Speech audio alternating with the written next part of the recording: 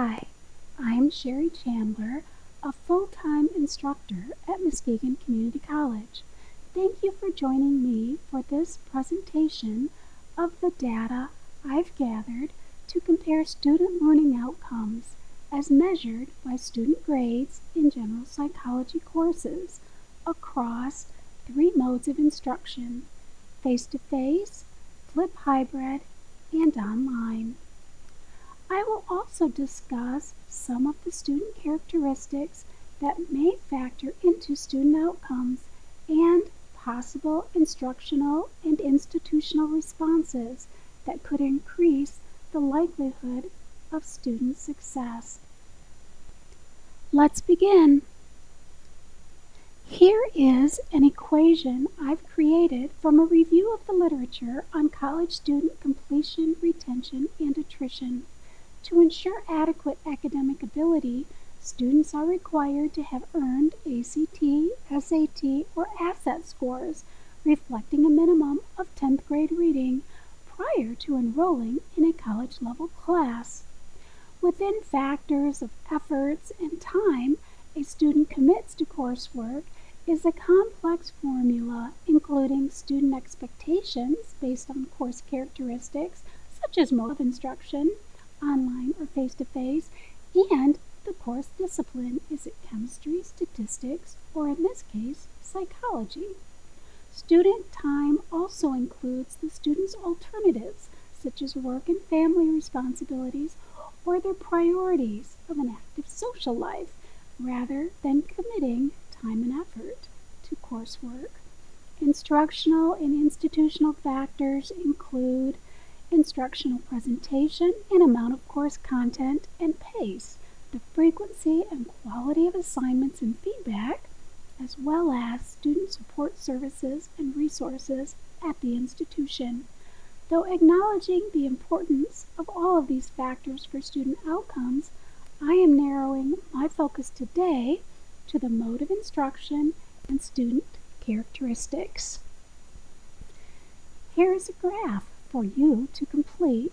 The only characteristics that you are given is the mode of instruction. Based upon course format, what would you expect in terms of student grade outcomes for each of these types of course formats? Diagram student final grades for each type of course. Now, let's compare your expectations with my course data. Here is a summary of my face-to-face general psychology course. 4 hours total. These courses met between 11 and 3 p.m. They had out-class reading assignments. They had lecture 2.5 to 3 hours over 4 days. The other time was taken up with group activities and testing. Summary of online notes were provided. There were small group activities as noted. There were weekly short answer tests and the weekly online multiple choice test with 3 papers that students had to submit to a plagiarism test bank. Here are the student grade outcomes. I use criterion-based grading, so those students who successfully completed in and out of class assignments earned high grades. It should be noted that some percentage of these general psychology students had successfully completed a high school psychology course prior to enrolling in these. As I was teaching these face-to-face courses, I was learning to use different technologies for teaching. At one point, I was trained in Camtasia to record PowerPoint lectures, such as this one.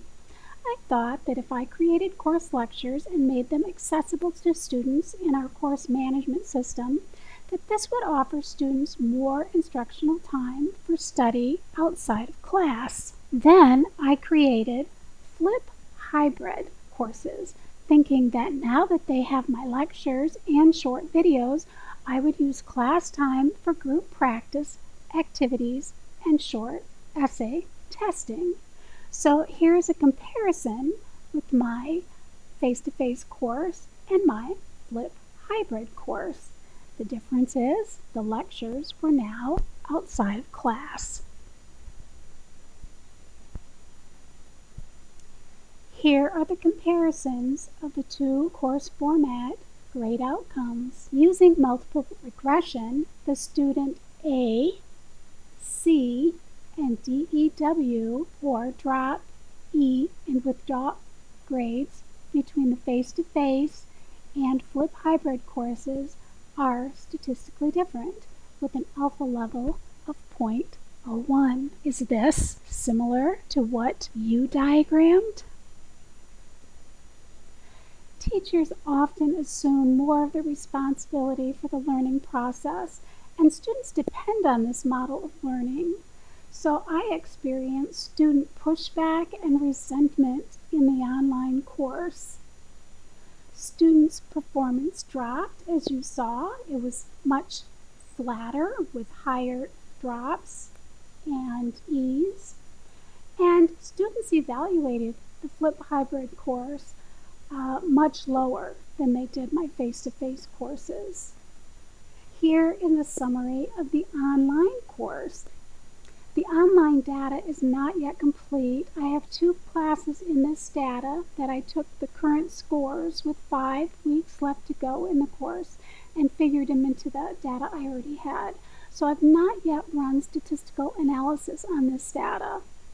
And you can see differences across these modes of instruction for student outcomes, with online courses having higher attrition than the hybrid or the face-to-face as expected. Much of the attrition in the online courses differed from the hybrid.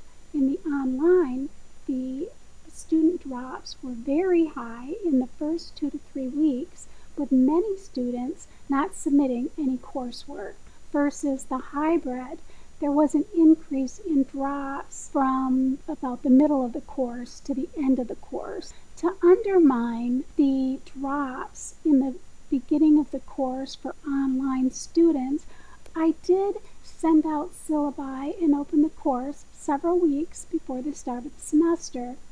This had the effect of the student dropping and other students adding the course a week or 2 before the start date. And this pattern may also increase those students who are looking to fill their schedule without much planning in the course data. As you can see in the diagram, although I have not done any statistical analysis of this, there is a much higher drop again in the online than in either the face-to-face or the flip hybrid courses. National data sets identify online and hybrid students with different characteristics than face-to-face students. They're often non-traditional, over 24, with full-time jobs and family responsibilities. An online class is less homogeneous, meaning that the students vary in age and personal experience and other characteristics. The students have less cohesiveness within the course between students, and also less integration within the institution, and they're often identified as at risk, meaning they are currently taking developmental courses or have taken developmental courses prior to enrolling in college courses. All of these characteristics are aligned with higher student attrition. Using data mining to predict dropout, gender, age, educational level, previous online experience, occupation, self-efficacy, online learning readiness, prior knowledge, and locus of control, of these factors, which would you think are most correlated with online dropout? And self-efficacy means student belief in their own ability to succeed based on their own abilities and prior experience. And locus of control means, do they favor looking at themselves as responsible for their outcomes, or do they tend to blame factors that they can't take control of? Well, of these factors, online technologies self-efficacy, online learning readiness, and previous online experience were the factors that were most correlated with whether or not students dropped out.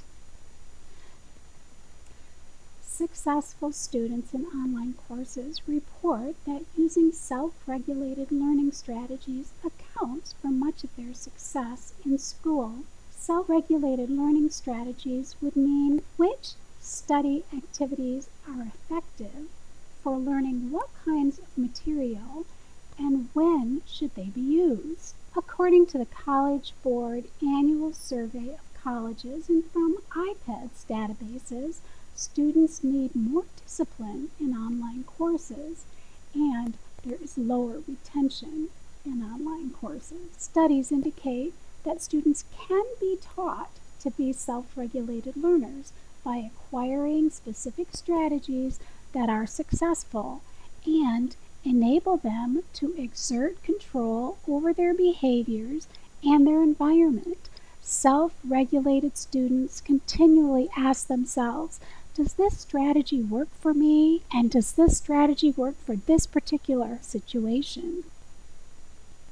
The takeaway is that we need to screen and provide instruction in online technologies.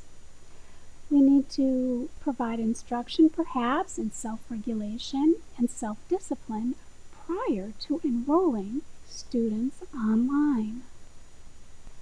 And there should be no enrollment for those students with reading and writing deficits until they have successfully completed face-to-face courses in these areas. Here are some references if you would like to learn more about research regarding college online tuition.